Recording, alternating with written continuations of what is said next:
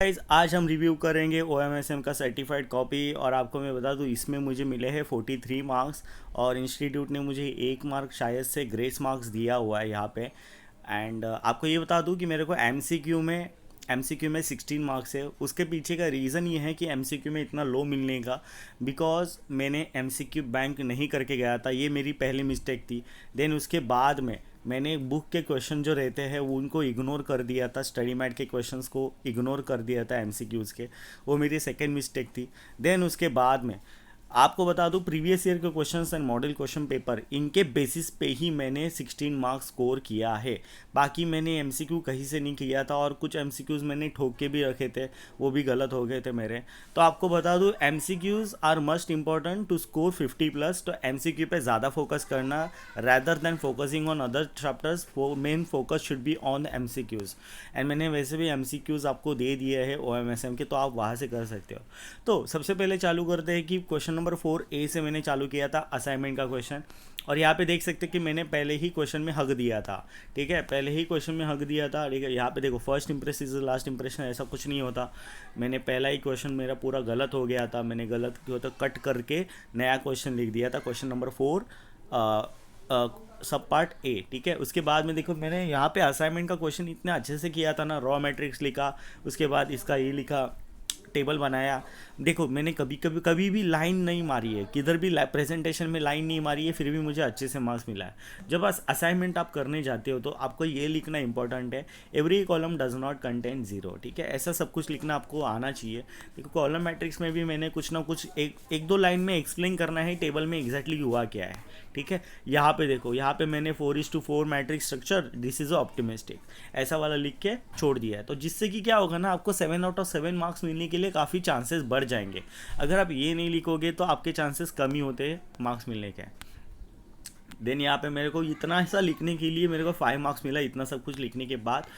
And assign jobs and total cost निकालने के मेरे को 2 मार्क्स मिला, तो मेरे को 7/7 मिला था असाइनमेंट के क्वेश्चन पे।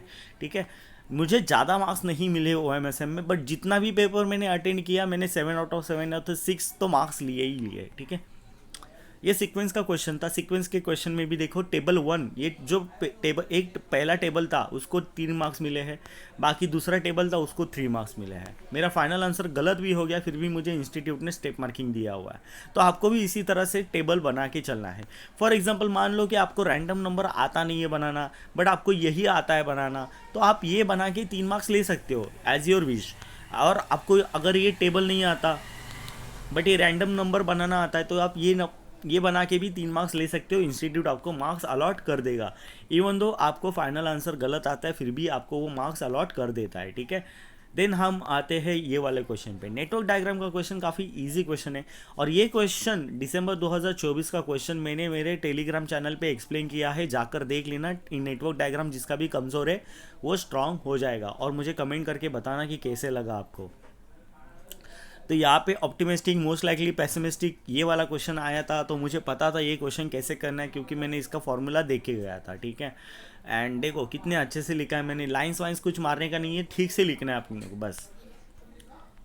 इसका ये टेबल बनाने का ही मुझे कितना मार्क्स मिला है, 2 मार्क्स मिला है। ठीक है, बाकी ये डायग्राम निकालने का मुझे कितना मार्क्स मिला है, 2 मार्क्स मिला है। देखो फॉर रेफरेंस के लिए मैंने EL ऐसा वाला लिखा है, तो ऐसा लिखोगे तो अभी भी चलेगा, नो इशू, कोई प्रॉब्लम नहीं आएगा। और आपको नेटवर्क डायग्राम में मतलब पेंसिल नहीं यूज़ किया फिर भी चलेगा, आप पेन से भी कर सकते हो, बट आई वुड प्रिफेर कि आप पेंसिल यूज़ करो, जिससे कि आपका इजीली मतलब रफ़ करना होगा तो भी आप कर सकते हो। जैसे कि देखो मैंने यहाँ पे पेन से किया था, तो मैं रफ़ तो नहीं कर सकता इसको, तो इसके लिए मैंने ऐसा लाइन्स वाइन्स मार दिया था इसके ऊपर। तो ये नेटवर्क डायग्राम का मेरा फाइनल ये था। उसके बाद में यहाँ पे देखो मैंने क्रिटिकल पाथ निकाल के रखा था। क्रिटिकल पाथ जो भी डेज ज़्यादा होते हैं उसको क्रिटिकल पाथ माना जाता है, तो 42 डेज ज़्यादा था तो इसको क्रिटिकल पाथ माना गया था। ठीक है, ये इसके 2 मार्क्स। इसके बाद इसका 1 मार्क मुझे मिल गया था, ये टोटल फ्लोट एंड फ्लोट निकालने के लिए बोला था। अब यहाँ पे मुझे 2 मार्क्स और मिलने चाहिए थे, मतलब और 1 मार्क्स मिलना चाहिए था स्टेप 4 में, बट गलती कहाँ पे हो गई कि मैंने फ्लोट वाला मतलब निकाला नहीं था, मुझे फ्लोट निकालना आता नहीं था, तो फ्लोट नहीं निकाला, इसकी वजह से मेरा 1 मार्क चला गया। टोटल फ्लोट निकाला, इसके लिए मेरे को 1 मार्क मिल गया। तो इसी तरह से देखो फाइनल आंसर लिखने का भी आपको मार्क है, देखो यहाँ पे फाइनल आंसर लिखने का भी आपको मार्क है। 135 इज़ अ क्रिटिकल पाथ, ये 42 डेज वाला था, तो मेरे को फाइनल आंसर में लिखा तो मेरे को और एक मार्क यहाँ पे मिल गया, तो टोटल मुझे 6 मार्क्स मिल गए यहाँ पे, ठीक है। देन ये वाला रिपेयर और ये फेलियर वाला क्वेश्चन था, ये वाला क्वेश्चन मेरे को आता नहीं था, बट जैसे तैसे मैंने करने की कोशिश की, कुछ ना कुछ लिखने की। बट ये देखो ये वाला सीन है ना, ये मेरा सही था, NX1 NX2 N3X3 ये वाला सही था, बट मेरे को लगा कि गलत होगा, तो इसके लिए मैंने काट के ये गलत वाला कर दिया, ठीक है। तो ये मेरा गलती था, तो आप ये मत करना। आपके ऊपर आपको खुद को कॉन्फिडेंस है कि हाँ यही सही होगा तो यही कीजिए। इसकी वजह से क्या हुआ कि मेरे को 0 मार्क्स मिल गया, तो मुझे टोटल ही 0 मार्क्स मिल गया। तो आपको प्रेजेंटेशन देखना है किस तरह से प्रेजेंटेशन मैंने किया हुआ है। इवन तो मुझे 0 मिला है, अगर ये राइट आंसर होता तो इसको किस तरह से करना है इसको आप देख लीजिए। ये वाला क्वेश्चन तो काफ़ी फैंटास्टिक क्वेश्चन था डिमांड फोरकास्टिंग का, बट यहाँ पे मेरी गलती क्या हो गई थी वो भी बताऊंगा आपको। और ये वाली मिस्टेक आप मत दोहराना, क्वेश्चन को अच्छे से रीड करना, जो कि मैंने गलती की थी क्वेश्चन को अच्छे से रीड नहीं करने की। मैंने यहाँ पे XY X2 सिग्मा XY ये वाला टेबल बनाया, तो देखो मुझे 2 मार्क्स मिल गए। मैंने बाकी का भी इक्वेशन में से माइनस माइनस करके B का वैल्यू निकाला, तो उसका भी मुझे 1 मार्क मिल गया, तो मुझे इसके 3 मार्क्स मिल गए। देखो आपको सिर्फ ये टेबल आता है, आपको ये सिर्फ टेबल आता है बनाना, फिर भी आपको 2 मार्क्स मिल जाएंगे, इंस्टीट्यूट की तरफ से आपको 2 मार्क्स मिल जाएंगे, ठीक है। आपने ये पूरा इन्फॉर्मेशन नहीं लिखा तो भी चल जाएगा, कोई इशू नहीं है। बट अगर आता नहीं है तो हाँ, अगर आपको क्वेश्चन पूरा आता है तो आप पूरा लिख सकते हो, ओके। स्टेप मार्किंग यहाँ पे मिल जाती है। अब बताता हूँ मेरी गलती कहाँ हुई थी। यहाँ पे देखो मैंने 30+2 लिखा है, यहाँ पे मुझे लिखना था 30-2। 30-2 ये लिखता ना तो इजी पड़ता। देखो उसने क्या बोला है कि 32 के टेम्परेचर में कितना तेरा सेल्स होता है, तो मैंने क्या निकाला था 94,000, बट एक्चुअल में सेल्स कितना आना चाहिए था, 30 से लेके 40,000 के बीच में आना चाहिए था, ठीक है। कितना आना चाहिए था, 30 से लेके 40,000 के बीच में आना चाहिए था, बट मेरा सेल्स कितना आया है, 90,000 आया है। तो ये वाली गलती आप मत करना, क्वेश्चन को अच्छे से देखना। देखो यहाँ पे 30 डिग्री 35 डिग्री 40 डिग्री ऐसा वाला सब कुछ दिया हुआ है, और यहाँ पे उनका सेल्स भी दिया हुआ है, तो 32 डिग्री में 30 से लेके 40 तक का जो भी रेंज होगा उसके अंदर ही आएगा। जैसे कि हम यहाँ पे कैलकुलेट करके देखें, 64-30 करें, 64-30 करे तो कितना होगा, 34,000। तो यहाँ पे एग्जैक्ट आंसर कितना आना चाहिए था, 34,000, बट मेरा आंसर क्या आया, 94,000। इसकी वजह से क्या हुआ, इंस्टीट्यूट ने मुझे पूरा 0 दे दिया, तो मुझे 7/7 मिलने वाले थे ना, उसमें से मिल गए कितने, 3। तो आप ये मिस्टेक नहीं करना। ये वाला क्वेश्चन के आपको कितने मिलने वाले थे, देखो ये वाला सही था आपका, ये वाला सही होगा, अगर सही होगा तो यहाँ पे 2 मार्क्स और मिल जाएंगे, और यहाँ पे आपको 1 मार्क्स, मतलब 2 + 2 4 5 और 2 मार्क्स मिल जाते इधर किधर से थे, ठीक है। तो इस तरह से आपको मार्किंग मिल जाता। इसकी वजह से मेरा बाकी का क्वेश्चन भी गलत हो गया था। तो इंस्टीट्यूट का क्वेश्चन आपको ठीक से पढ़ना है, अच्छे से पढ़ना है, समझ के पढ़ना है। जो मैंने गलती की है वो आप नहीं करना है, और आपको आंसर चेक करना है कि आपका 94,000 मतलब उसके रेंज में बराबर से बैठ रहा है कि नहीं बैठ रहा है, उसको आपको चेक करना है, ठीक है। अदरवाइज़ मेरे जैसी हालत हो जाएगी, आपको जहाँ पे आपको 60 मिलना चाहिए था वहाँ पे आपको 40-45 ऐसा आंसर, मतलब ऐसे मार्क्स मिल जाते हैं। अब आते हैं हमारे थियरी वाले पार्ट पे। तो मैंने थियरी वाले पार्ट में क्या गंदा मचाया था, आपको बता दूं कि मैंने स्ट्रैटेजिक मैनेजमेंट बिल्कुल नहीं किया था, ना मुझे करने का टाइम था, ना मुझे करने का मन था स्ट्रैटेजिक मैनेजमेंट। और ये लोग थियरी बहुत ज़्यादा पूछते, तो मुझे थियरी करने का मन बिल्कुल नहीं होता, तो इसके लिए मैंने थियरी वाले चैप्टर्स छोड़ के रखे थे। और आप ये जो देख रहे हो ये ठोकने वाला आंसर है, ये मैंने ठोक के लिखा था, बट मैंने आंसर का प्रेजेंटेशन कैसे किया है वो देखो आप।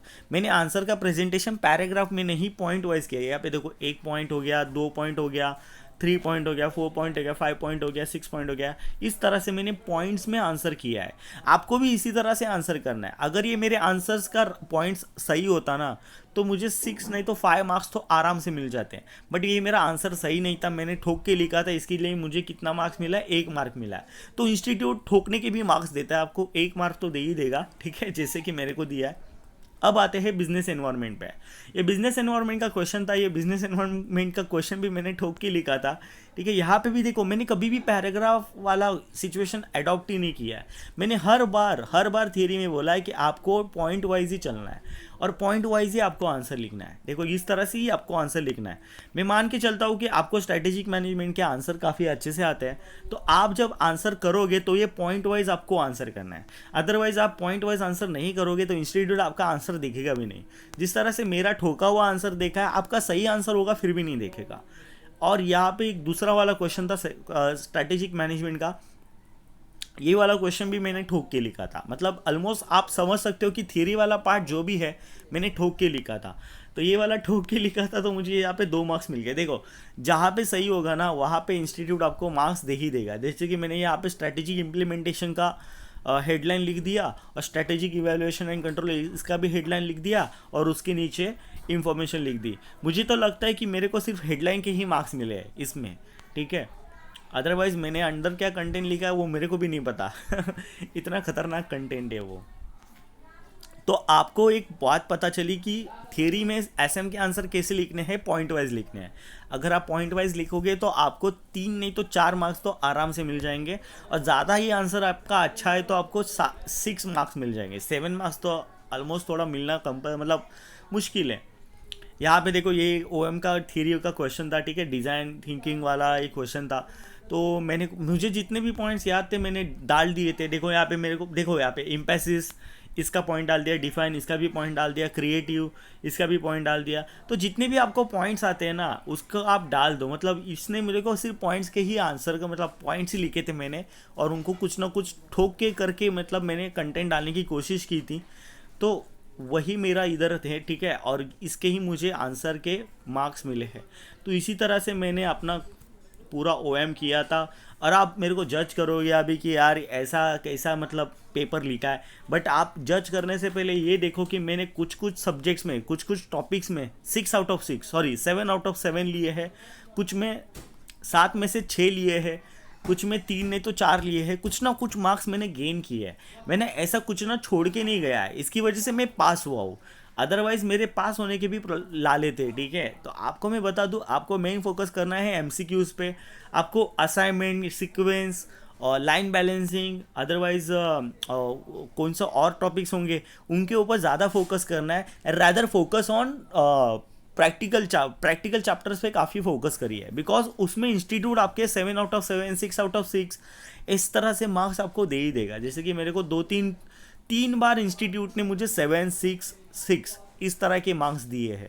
तो आप देख सकते हो कि जो भी बोलता है ना कि यार इंस्टीट्यूट मार्क्स नहीं देता, तो show them there my marksheet, sorry certified copy show कर देना कि भाई देख ले, इसको तो आंसर के मार्क्स मिले हैं, तू क्या बात कर रहा है। तो आपको भी इसी तरह से पढ़ाई करनी है कि आपको 4-5 टॉपिक्स पे क्या करना है, मास्टरी हासिल करनी है। और मास्टरी इस तरह से हासिल करनी है ना कि आपको 7 आउट ऑफ 7 हो तो 6 मार्क्स तो मिल ही जाएंगे, 6 नहीं तो 5 मार्क्स तो मिल जाएंगे। सॉरी फॉर द इंटरप्शन, वो अभी क्या बोलूँ, उनको गाली आता है, बट वो गाली ठीक है, अभी क्या बोले उनको। एनीवेज वो जाने दीजिए। आप थोड़ा ये देख लीजिए, मेरा सर्टिफाइड कॉपी आपको टेलीग्राम चैनल पे मिल जाएगा, और 13 मिनट से मेरी बकबक सुन रहे हो आप, इसके लिए थैंक यू। एंड मैंने कल वीडियो डाला था, उसके लिए भी सॉरी। मैंने कल वीडियो डाला तो था बट एक्चुअली वो ऑडियो नहीं आया था, इसकी वजह से प्रॉब्लम हुआ था। तो thank you, good bye, bye bye.